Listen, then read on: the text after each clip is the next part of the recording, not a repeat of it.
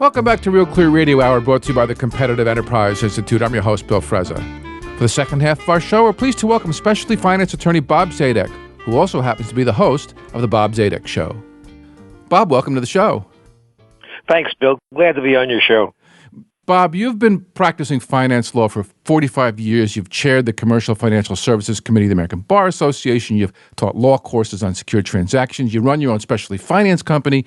And among many of the accolades you've received, you've been listed as one of the best lawyers in America. Despite the fact that I'm normally allergic to lawyers, I ask you on the show for one reason. You're a great storyteller, and I want to spend the next half hour talking about Greek diners. Are you up for it?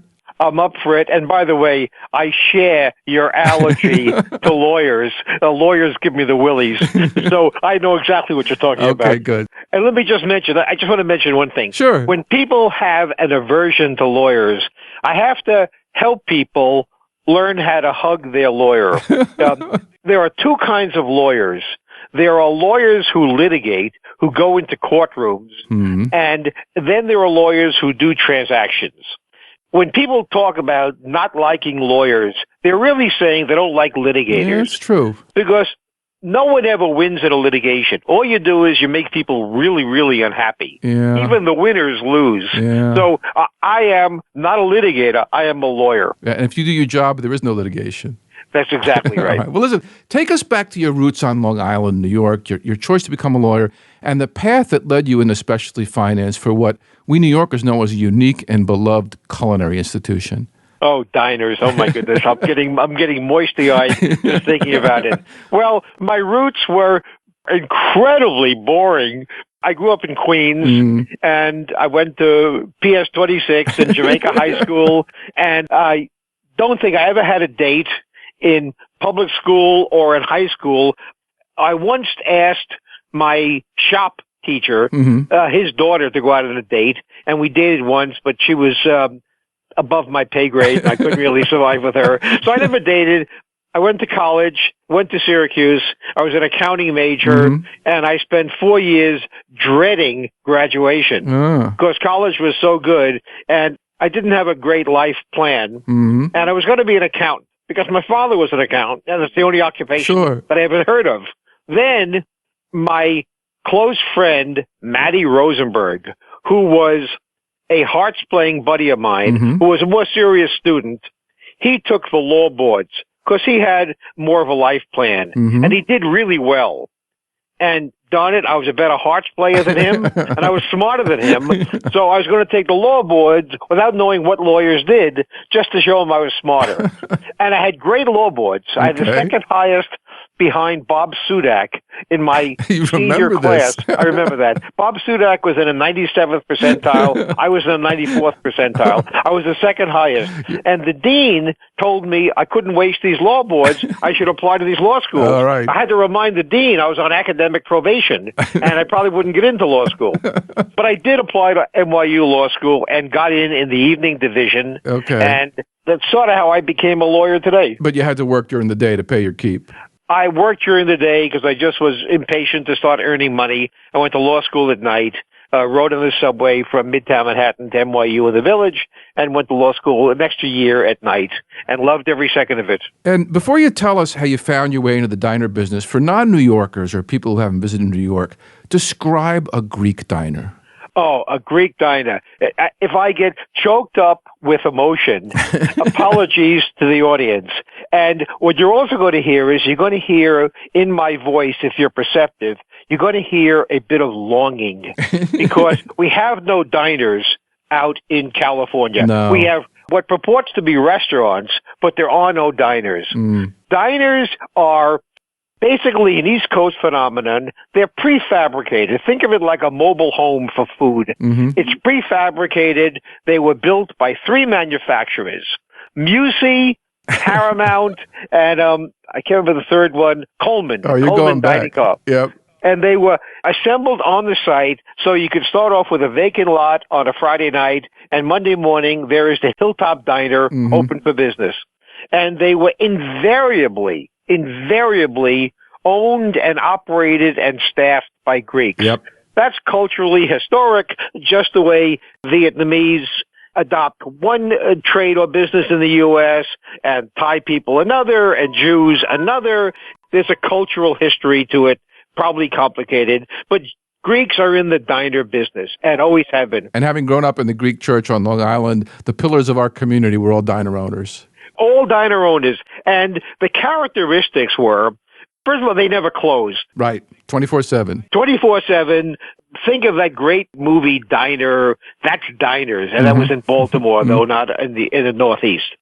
The menu was always printed on hard plastic. And it was 50 pages. 50 pages long. And there were like 8 pages of Italian food and 42 pages of Chinese food. And then there was the hamburgers. And breakfast. And breakfast all day. Yep. And one of the great things was, or one of the real characteristics was, if you would order a green vegetable, green vegetables were cooked probably for weeks on end. Right. The same vegetable until they use them up. Yeah. And if you close your eyes, there's no way on earth you could tell broccoli from string beans from peas other than by the shape on your tongue. And anything you ordered was there in about 7 minutes.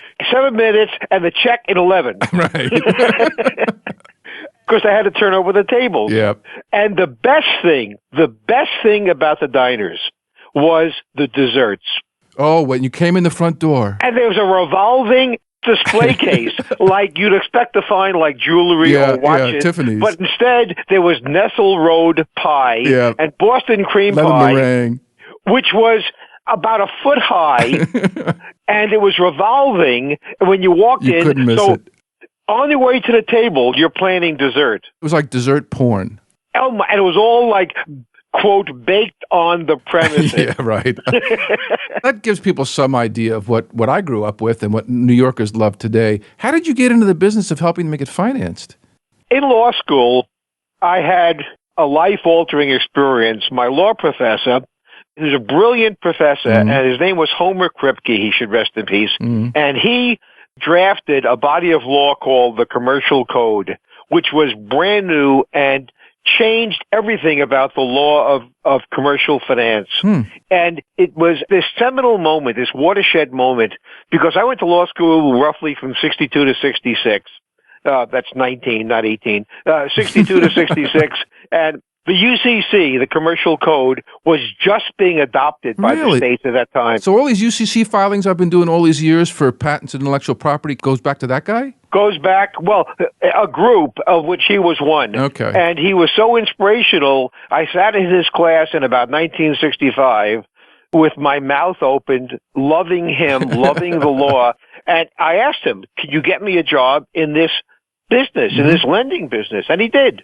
And I never left. And that was in 1966, and I never left. I loved it the day I walked in the door at my first job, and I'm still doing pretty much the same thing I was doing then and love it every bit as much. So generically, what's involved in that kind of secured lending? Secured lending means, first of all, it's commercial loans, and it's loans to businesses which is secured, like a home loan is secured by the house. This is secured by the assets of the business. In the case of a business, assets are accounts receivable, inventory, and equipment. With diners, the collateral is the dining car itself, what's called the dining car. And that's the collateral. And diners never go out of business. They never fail. They never fail.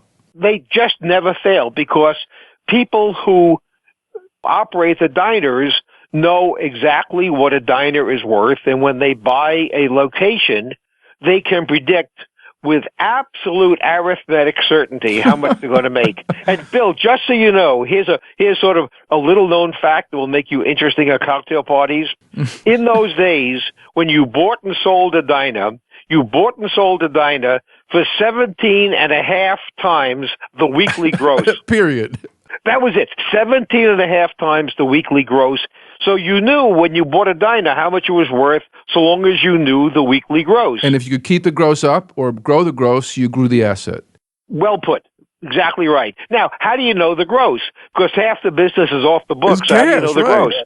Let's say you wanted to buy a diner. What you would do is you would go there before breakfast. So you get there at 6 in the morning. You'd get the table next to the cash register. You would start drinking coffee until your bladder explodes. And you would sit there with a little calculator or the pad, and every time the cash register went ka-chunk, you looked up and you wrote it down. And you had to get the breakfast, the lunch, and the dinner to get the whole picture. So this is a real field audit. Oh, perfect. Exactly right. And then you could make an offer, and you would not be disappointed. So, Bob, you've given us a little primer on how Greek diners were run. Take us a little deeper into it in terms of financing these and how your business rolled forward. Well, when you operate a diner, of course, you're going to be paying taxes, and nobody likes to pay taxes. So what sprung up in the diner business to sort of manage tax obligations? Is that a Greek way of saying it? Yeah, it's a polite way of saying it. Okay. You could manage it if you conducted, in effect, two businesses. You had the business which was on the books, which went through the cash register, and on which you pay taxes, and then you would have a cash business. And the cash business was a cash business. Nothing was on the books.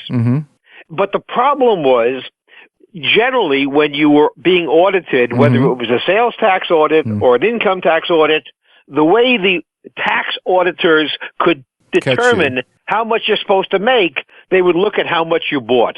And they knew they had good numbers. If you bought $10,000 a day in food, you ought to have $20,000 in sales. So now the diner operators had a problem.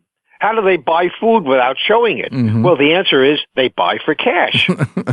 So, in effect, they sold for cash and bought for cash. So there were two businesses operated at a diner. There was the cash business, invisible, and the on-the-books business. And how carefully did they have to monitor these two to make sure they got the balance right? They had to be careful, but they knew how to do it. But they also had to get cash. So how did they get cash? Well, they had lots of techniques. If they sold for cash, that was easy. But then you had the vending machine guy. Remember, every diner sold cigarettes in the lobby. Always. In the anteroom, when you walked in to get out of the snow in the winter, there was a cigarette machine. Always. So if you wanted to put a cigarette machine in a diner, they're all the same, and you gave a cut to the diner operator. So what would make the diner operator pick your cigarette machine with your Marlboros versus somebody else's? Well, you would agree to make him a loan, a cash loan. It wouldn't be a bribe. He would pay you back. But you'd make a loan to the diner operator in cash, $15,000. Really? He would pay you back. That kind of money for a cigarette machine? Well, it was just a loan, and you would charge interest, but you would have to lend him the cash. Now he had the cash to go out and buy groceries and conduct the cash business. The same thing with the linen guy and the plate guy and the silverware guy. They all had to make loans. So when I started practicing law, I hooked up with Howard and Marty in Great Neck. And Howard and Marty had a business of lending to diners. Marty was the older of the two. Howard was movie star handsome. Marty was a bit older. How did Marty get into the lending to diners business? Well, he used to have a linen route. He used to rent linen to the diners, but then he had to lend money to them. And he found he was making more money on the loans than on the linen. He said, screw the linen, I'm just going to be a lender. And Marty became a lender to diners. The same people he sold linen to, now he just lent to them. And they all knew him because he had done business before. They all knew, and more importantly, he knew them. And he knew the good operators. And so he would lend to diners, and as diners were bought and sold, he would provide the financing. So not just for short-term cash financing, but actual financing for buying and selling the business. For buying and selling the business, and they always needed more working capital to expand, to get more ugly fluorescent lights, or to redo in even more atrocious decoration. They had to borrow the money, so they borrowed the money from this small community who financed the diners. And since I was the lawyer for the lender, which meant two things. It meant, first of all, at every loan closing, I walked out with huge boxes of baklava. I had baklava up the yin-yang. I had baklava in my attic. I couldn't eat it fast enough. And then I would say, in 10 years of living on Long Island, I never paid for a hamburger. I walked into a diner and I got a free hamburger. And they knew you. Because I was a lawyer. Right. So, Bob, when we had breakfast some time ago that got me excited about having you on the show, you talked about a fellow named Nick the Greek. Nick, well, the Greek was, of course, superfluous because they all were the Greek. Also, one other side note, I was the lawyer, so I drafted these form documents, the same documents each time. Yep. And, of course, lawyers like to be efficient. So in my documents, the owners would always have to guarantee the debt. Yep. And you would type in their names, so they just had to sign their name. To save time, I would always have a signature line, and the first names are always the same. It was either Nick, George, or Steve. Right. And their names were 8 or 9 syllables ending in OUS. Yep. So I typed in the OUS. I just had to fill in. I would save time at the closing. And their wives were always Anna and Marie, and they were guarantors as well. Yep. So there was Nick, George, and Steve married to Anna and Marie, and that was the guarantors. But then there was Nick. Nick was sort of a rogue, good operator, but he had a gambling problem. And I lived in Westbury, Long Island, right near Roosevelt Field, that's where I grew up. Roosevelt Field, that's right. And the Westbury Diner was there on Old Country Road. I remember it. And Nick owned that diner. And he also owned this landmark diner in Douglaston. John McEnroe lived in Douglaston. Yeah, Douglas was upscale. It was upscale, right near Great Neck. And Nick had he was into the street for gambling money, and he needed money, so he did an arson. An arson? Arson is a verb. You can do an arson. Oh, jeez. So he did an arson for the insurance money. Sure. But the pastry chef was working late. Oh, no. And Nick didn't know that. Oh, so the pastry chef died in the fire, and Nick went up the river. And that meant that the Westbury Diner now had to be sold because Nick was in Sing Sing, or whatever it was called. Oh, Lord. Yep. Yeah. So Nick was up the river, and his 3 dishwashers, Greeks, bought the diner. Really? And my client financed them. They financed 3 dishwashers. Well, of course. Look, they never failed. Diners never went out of business. And the story, I got personally involved in this because here I am at work, and I wore suits and ties then. I'm in Manhattan. And we just closed on the sale of the Westbury Diner to these 3 dishwashers. And 2 days later, I get a phone call. I'm sitting in my office, and I'm accustomed to dealing with bankers and accountants and all that stuff. I get a phone call, and the phone rings. This is Mr. Zadek? I said, yes. Hi, this is Tony the meat guy. I said, who? Oh, Tony the meat guy. I said, how can I help you? He said, where's my check? I said, what are you talking about? He said, where's my check? I want my check for the meat. And I said, I couldn't understand what he was talking about. He said, for the Westbury Diner, I want my check. And I said, look, call the diner. What do you, I'm the lawyer. I'm the lawyer for the lender. Then I get a phone call from like Sal, the linen guy, wants his check. And I said, what the hell's going on? Why are these people calling me? I'm the lawyer for the lender. So I lived in Westbury, so I went home. And I got off the Long Island Railroad, and I went to the diner. And there it was. At the closing, when we lent the money, because it's a professional thing to do, I gave these 3 dishwashers my business card. Sure. Because that's what you do when you're a young lawyer. Yeah. You give people your business card. It was in Boston. It was a really cool business card. Yeah. And they took my business card, and I saw it scotch taped to the cash register on the front. So whenever somebody came in for the check that Nick stiffed them for, these guys didn't speak great English, just pointed to my card. So you became the guarantor for Nick's bad debts? Until I took the card off the damn cash register. That's the last time I gave him a card at the closing. So that was the diner industry. Wow. And the remarkable thing was there are certain kinds of loans that they never default because the borrowers are assured of making money. Yeah, or they can at least sell the asset for a reasonable price, even if they're not doing well. And if you have a diner, you will make money. Just like a taxi cab medallion, although that's gone down because of Uber. But for all of my life, medallion loans were the gold standard. No one ever defaulted on a taxi cab medallion loan because you had the cash flow. Yeah. And the great thing about diners were, first of all, you had this insight into this subculture of Greek diners. And also, one interesting side note, you had to know who you were lending to. And Greek diners were always there was a corporate name, and it was always a Greek island. It was always Mykonos Dynacorp, Crete Dynacorp, Athens Dynacorp, Peloponnese Dynacorp. But the name in the front was always the most American of names. It was the Oak Tree Dyna, the Hilltop Dyna, Stagecoach Dyna, because they wanted to be Americanized. So, Bob, after being a lawyer and watching other people make money on these deals for so long, what got you into your own specialty finance business? I had to correct what I observed to be a profound injustice. Yeah?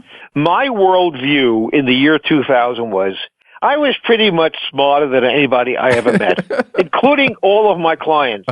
But here I was, the lawyer, and my clients were making so much money. And I was like pecking at the dirt trying to make a living. Yeah. And I went to law school. I was a lawyer, exclamation point, that I wasn't making as much money as them. So I had to become a lender.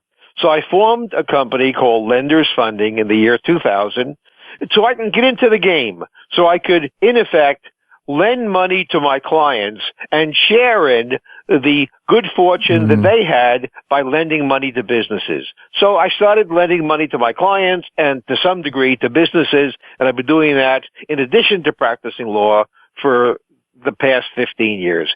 The best thing about it is all of my clients are entrepreneurs. They all own their own business. Yeah. I don't represent large institutional lenders. First of all, I would have to go to Men's Warehouse. I'd have to buy suits, and I don't want to do that. I'm done. I'm done with suits. Right. I have one suit. I live on a boat. I have one suit. I can't find it. So I lend to entrepreneurs, and they lend to entrepreneurs. So all I do is interact with the salt of the earth, entrepreneurs, and we lend to them, and I provide lending to my clients, and they lend to them. And this is based on your judgment and knowledge, not on Sarbanes-Oxley and Dodd-Frank. Oh, no. This is, I'm going to say a word that's becoming in great disuse in America, which is unregulated. Unregulated. My world is a world of unregulated business activity where the only rule is be fair and freedom of contract. Wow. And it's magic because there are no regulators, yet. Yeah. Who knows what's going to happen? But it's magic because people just do business together and they don't need intrusion. Well, Bob, it's been delightful chatting with you. I look forward to our next get-together in San Francisco. Thanks for being on the show. Bill, the pleasure is all mine. Thank you so much. That was attorney Bob Zadek, who hosts the Bob Zadek Show every Sunday morning, and the funniest lawyer I've ever talked to, here on Real Clear Radio Hour, brought to you by the Competitive Enterprise Institute. I'm your host, Bill Frezza. Real Clear Radio Hour is produced in conjunction with Real Clear Politics, America's premier independent political website. Real Clear Radio is a not-for-profit, donor-supported program.